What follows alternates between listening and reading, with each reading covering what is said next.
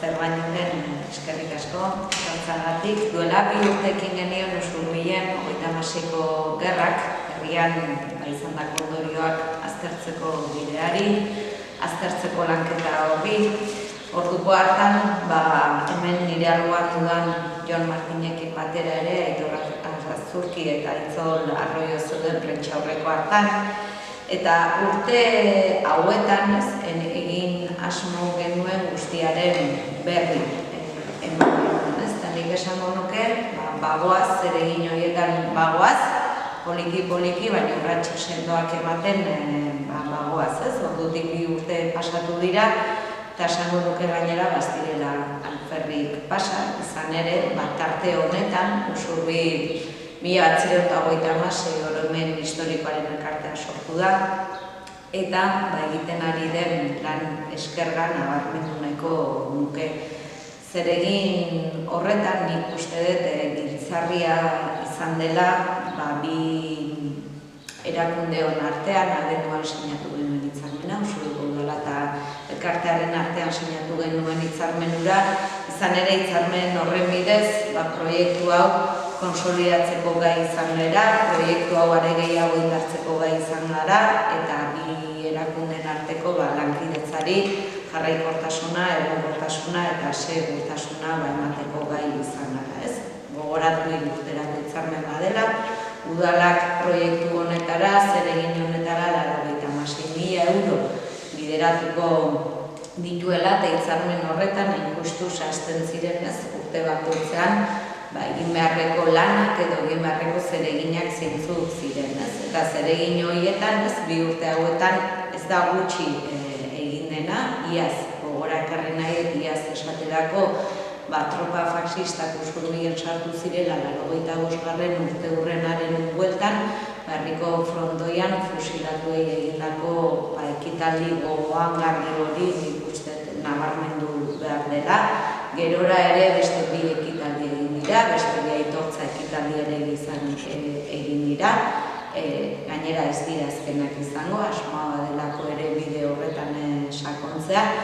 Eta nabarmendu nahi dut, guretzat ekitaldi horiek ez direla ohiko ekitaldiak edo ekitaldi arruntak, hainbeste urtetan ezkutuan egon den errealitate bat azaleratu eta ezagutarazteko balio dutelako ekitaldi hauek, eta nagusiki gerraren alderik krudelena euren aragitan bizi izan zuten horiei aitortza eta erreparazioa egiteko ere balio dutelako ekitaldi horiek.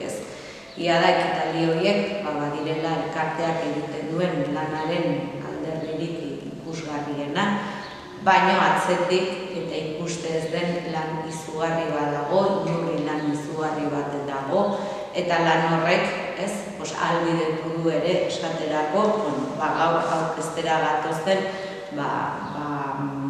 ekimena bera. Lehen esan dut, hitzarmenean jasota zeudela zeregin ezberdinak, eta zeregin horietako bat da, hain justu, udalekuen berreskuratzea. Gure iruditeria historiko eta kolektiboan askotan Gernika, Durango, Intxorta, Bilbo datozkigut tropa faxisten erasoaldi basatiez aritzean, baina esan behar dugu ezer gutxi dakigula gure herrian, Usurbilen, egun horietan izan ziren gerra frontez, borrokez, zaurituez, hildakoez, errepresialiatuez, eta guzti horiek ere gure herrian egun haietan ere izan ziren. Eta horregatik iruditzen zaigu memoriaren berreskuratze lan honetan toki horiek identifikatzea, toki mingarri horiek identifikatzea, ikertzea, aztertzea, ezagutzera ematea ezinbestekoa dela, eta toki horiek orain arte egin dugu bezala toki mingarri izatetik oroimen leku izatera bihurtzea, gaurko eta biharko belaunaldiek gertatutakoa ezagutu dezaten, gure herrian ze tokitan zer gertatu zen ezagut dezaten, eta batez ere ahazturara dena ez dezagun. elkarteko kide den Jon Martini pasako diotitza, pixka bat lanketa honen nondik norakoen berri emango digutako, eta gero alboan daukadan arkeologoak ere pakok emango digu lubaki edo udalekuen berreskuratza zer eta nola ere egitea planteatzen den. Eskerrik asko etortzeagatik eta agurtzarenak esan den bezala, elkartea martxan jarriko du udalekuen berreskuraketai. 36an gerran utzitako ondorioak ezagutzera ematea herriari. Guretzat oso garrantzitsua da, bai fusilatuak, erbesteratuak, atxilotuak, zeintzuk izan diren identifikatzea eta ezagutzera ematea. Eta batez ere union aitortza eta reparazioa eman ahal izateko. Elkarteak dazkago 36ko gerran, faxistak usurrika sartu zirenean, ez ziren bakarrik sartu oso errez, erresistentzia bat usurrike bai edukizuna, hegoaldean batez ere, Handatza mendian. Eta bertan, Handatza mendian momentuz dazkagu 5 lubaki identifikatuak, eta ekaina batean hasiko geha lubaki horiek edo memoria gune horiek berreskuratzen. Hilabete bat gutxi bera duratuko, eta bertan laguntza izango dugu ekipo tekniko bat pako bideratua arkeologoakin, eta hilabete horretan, 5 lubaki horien jorraketa egingo da, auzolan baten bidez ere deialdi bat egingo dugu publiko bai gure sare sozialetan eta herriko aldizkarian, kasu honetan, eta deialdi horren bidez aurrera emango dugu. Gero bertan nahi duguna da, memoria gune horiek sortu eta herria jakin dezala, zer resistentzi mota egon zen, horrek esango digu arkeologiko bidez lubegoiak berresuratzen dian zer esango dut informazio bat emango du, eta haren bitartez pakoia esplikatuko pixka sakonago nola izango dan eta informazio baria edukiko dugu. Eta gero bertan, etorkizunako bai plakan bidez jarriko da sinalizatua, lubaken nun dauden, herriko ondare bat bezala, eta gero bai etorkizunako bisitak bidatu bat. Bisitak bidatu eta informazio gehiago. Eta nik eta horrea poliki ateratzen den informazioa klasifikatzeko. Hori da momentuz. Gero deialdia ere horretan, bai deialdi bat egiten diot herriari, esan ez ea logistika mailan lagundu dezaketen, jendeak patrolak edo kotxe dituztenak mendiako, ea guri lagundu dezaken batez ere logistika mailan ekipo arkeologoari Handatzara igotzeko eta jaisteko. Lubakiak ekaina batian asterea eta gutxi bera 30 egun duratuko ditu. Eguraldea laguntzen badugu agian lehenago bukatzen da. Astelehenetik ostiralea egingo da lanketa eta larunbat bat izango hilabetean, ekainaren 18an, beste 17an, ostiratara larunbat hori bai auzolan bidez laguntza eskatuko dugu, arkeologio horietan parte hartzeko. Elkarteak eramango ditu bertan auzolanerako behar duten ura, janaria eragiketa, eta bertan arkeologiako teknikoak pixka gutxi gara markatuko du lanketan hori izango da. Auzolan horieta apuntatzeko,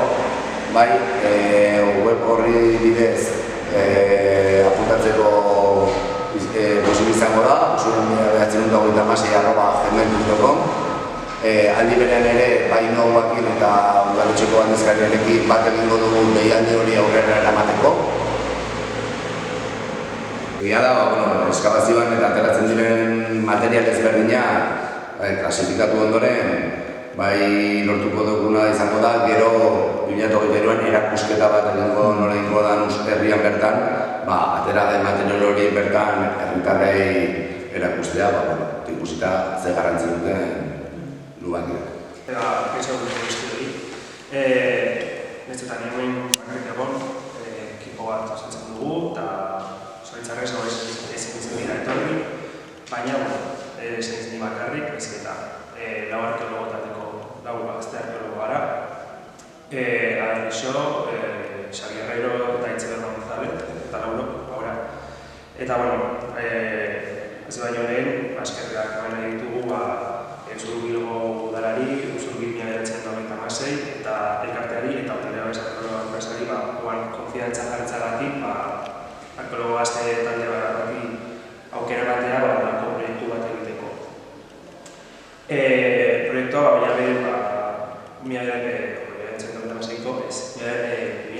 bateko udazkenean hasi zen, hasi ginen elkartearekin lanean, proiektua eta permisuak bertzien dokumentazio guztia sortzen, eta hasiko gara ekainean, joan izan duen bezala, eta bertan eguna da, 5 trintze ditugu, 4 trintzeratan zundaketak egingo ditugu, induskaketa txikiak egingo dira, jakiteko zer dagoen bertan eta zer balore arkeologikoak daukaten. Eta ondoren aukeratuko dugu trintzera bat eta egingo dugu bere osotasunean, eskabazio integral bat egingo dugu, eta horren ostean udalak eta Usurbil 1996 elkartearekin emango da kontsolidazio prozesu bat sakuekin jartzeko eta ikusgarri izateko bertan Jon Martin izan duen moduan bisitak egiteko, errekreazioa egiteko eta memoria gune bat izateko udan zentratuta ez bakarrik monumentua bakarrik eta ikustea fizikoki nolakoa ziren trintzerak, beste gune batzuetan ematen den moduan, ikusteko herriko jendea hori, gero garrantzitsua izango da, auzolan eredua erabiltzea, guretzako oso garrantzitsua da eta positiboa baloratzen dugu elkarteak aukera izatea arkeologo talde bat lan hau egiteko eta guretzako oso garrantzitsua da auzolan eredua jendeak ikusteko arkeologiaren garrantzia, zertarako balio duen arkeologia eta informazioa ematen duen arkeologia. Horretarako, arkeologia publikoa egingo dugu, herriak parte har dezake gurekin lan egiten, beti egongo gara bere gainean zaintzen dena ondo egiten duten ala ez, eta irakasten hau ezin da holan egin edo holan egin behar da. Hori izugarritza da arkeologia eta herriko ondarea baloreak jartzeko eta jendeak parte hartzen badu gurekin eta arkeologoekin indusketan beraieko egitaren usko dute bere garrantzia daukatela eta bere arnean sartuko dute ondare hori eta segurazki etorkizunean kolaborazio gehiago egongo dira eta zabalduko da ondare hau Usurbilgo herritarren artean eta estuko da asko hobeto gute bagara trintzera bat irekitzera eta horregatik eta utzi gora bera, izango zen hori izango da